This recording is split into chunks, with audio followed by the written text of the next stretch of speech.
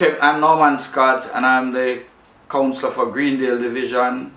I'm the Chairman of the St. Catherine Municipal Corporation. I'm also the President of the Caucus of Councillors for the PNP.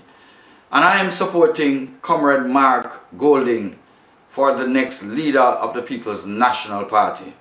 Comrade Mark Golding, as I have seen him and come to know him over the last 2 decades, comes across as a very stable individual, someone who has the capacity to motivate, someone who has the kind of attributes that causes persons to gravitate to him. Comrade Mark Golding, in my humble opinion, has to be someone who the People's National Party needed at this time, at a time when the party is in shambles, a time when the party needs unity.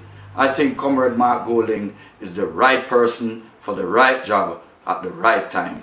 And so I am supporting Comrade Mark Golding to be the leader of the People's National Party come November 7th.